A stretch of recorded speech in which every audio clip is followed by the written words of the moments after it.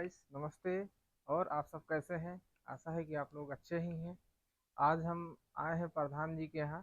हमारा गांव ग्राम सभा कमरपुर असलाहुद्दीन प्राण नाथपुर में प्रधान जी के सौजन्य से आज डॉक्टर भीमराव बाबा साहेब का जो है पुण्यतिथि मनाने का जो है कार्यक्रम रखा गया है। तो प्रधान जी ने हम लोगों को आमंत्रित किया है और भी गांव के सब आदमी लोग आए हैं, उपस्थित हुए हैं। चलिए देखते हैं आगे का कार्यक्रम प्रधान जी द्वारा संपन्न होगा, उसको जो है आप लोग देखिएगा और प्यार दीजिएगा। चलते हैं अंदर, आइए। तो देखिए प्रधान जी का पूरा निवास है। देखिए यहाँ पे सभी लोग उपस्थित हुए हैं और बाबा साहब का जो पुण्य तिथि मनाया जाएगा प्रधान जी के द्वारा संपन्न हो रहा है कार्यक्रम।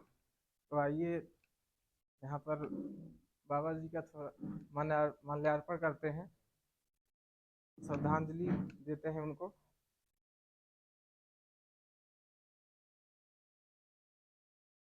और यहाँ पर सभी लोगों का स्वागत करते हैं और आप लोग कार्यक्रम में उपस्थित हुए इसके लिए दिल से धन्यवाद।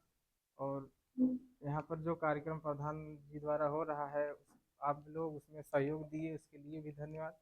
और देखिए कार्यक्रम होगा तो पूरा बाबा साहब जो है उनकी पूरी तिथि आज मनाई जा रही है। ये हमारे संविधान निर्माता हैं, उनको जो है श्रद्धांजलि दी जा रही है। तो अब मैं प्रधान जी से यही अनुग्रह करूंगा कि बाबा साहब के बारे में लोगों को दो शब्द जो है और उनके बारे में उनकी अच्छाइयों को उनके कार्यों को बताएं। आए हैं। और उससे अच्छा ये रहा कि यहाँ जो भी लोगों के द्वारा बताया गया निश्चित रूप से वो सीखने वाली बात है।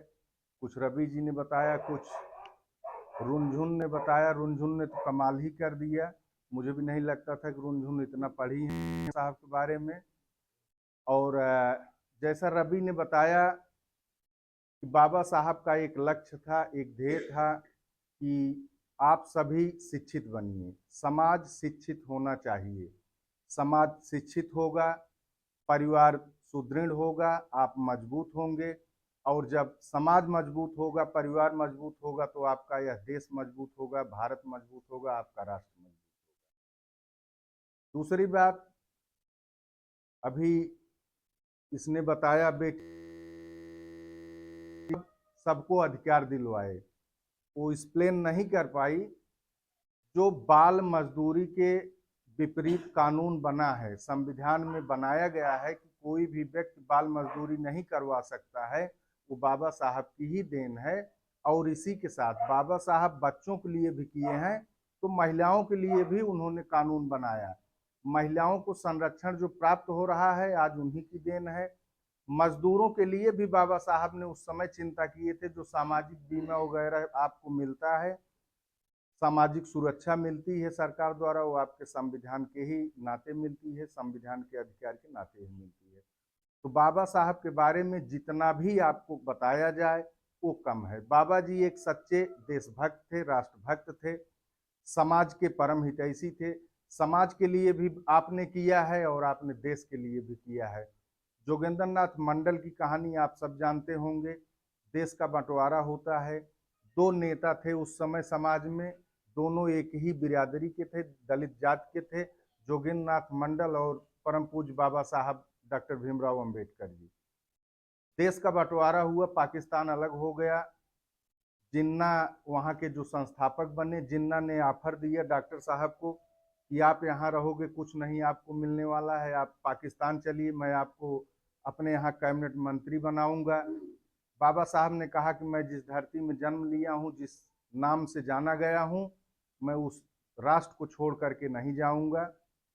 अंततः लालच आई जोगेंद्र नाथ मंडल के मन में, जो आपके साथ के ही राजनीतिक व्यक्ति थे, बिल्कुल दोनों एक समान स्टेटस के व्यक्तित्व थे। लेकिन जोगेंद्र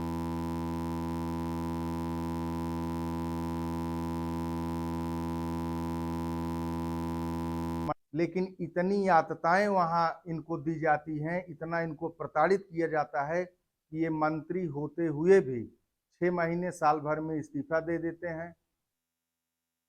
वहाँ के लोग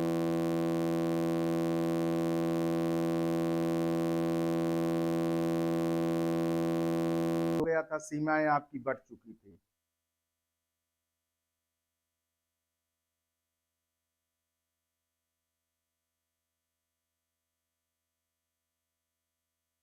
रहे हैं, आज उनका नाम भी कोई नहीं लेता है। वहीं पे हमारे बाबा साहब दृढ़ता के साथ भारत माता के लिए यहाँ डटे रहे, और आपने देखा होगा कि आज़ादी के बाद प्रथम कानून मंत्री आप ही थे, आपको वो दर्जा दिया गया। बाद में सरकारें आपको भारत रत्न जैसे अति सम्मानित पुरस्कार से नवाजी हैं। तो बाबा साहब का व्यक्तित्व और कृतित्व बहुत बड़ा है। बहुत संक्षिप्त में कुछ नहीं कहा जा सकता है, बस इतना ही आप जानिए कि जिनकी सोच ऐसी थी कि आप शिक्षित बनिए, आप समाज को संगठित करिए, आप उनके आदर्श, उनके रास्ते पर चलेंगे तो निश्चित रूप से अच्छा होगा। आप मजबूत होंगे, आप समाज में अगुआ बनेंगे। और आप देख भी रहे हैं कि आज संवैधानिक ढंग से शांति के साथ शिक्षित बन करके आपके समाज के लोग बहुत तरक्की कर रहे हैं, नेतृत्व कर रहे हैं, आगे चल। तो गाइस, अभी तक आपने देखा कि बाबा साहब का श्रद्धांजलि मनाई गई और उनके कार्यों को बताया गया, उनके द्वारा किए गए जो भी हमारे समाज में सुधार और उनके द्वारा किए गए कार्यों को प्रधान जी ने और रवि भैया ने और छोटी गुड़िया ने बताया। और उनके कार्यों को सराहना करते हुए सभी लोगों को बताया कि उनके विचारों को और उनके समाज के जो विचार थे और जो उनके कार्य थे उन सब का जो है आप लोग पालन करिए और उनके व्यक्तित्व की पहचान बढ़ाए रखने के लिए उनके कदमों पर चलें। तो गाइस, अभी तो मैं थोड़ा बहुत हो गया है, अब आप लोग जो है लाइक और शेयर कीजिएगा। बाबा साहब को पुण्यतिथि मनाइए और उनके कदमों पर चलिए। शिक्षित रहो, संगठित रहो और संघर्षशील रहो, क्योंकि शिक्षा के बिना कोई भी आगे नहीं बढ़ सकता है। बाबा साहब कहते थे कि शिक्षा वह शेरनी का दूध है जो जितना पिएगा उतना ही दहाड़ेगा। और गाइस, तो मैं इसी पे जय भीम, जय संविधान, जय भारत, धन्यवाद।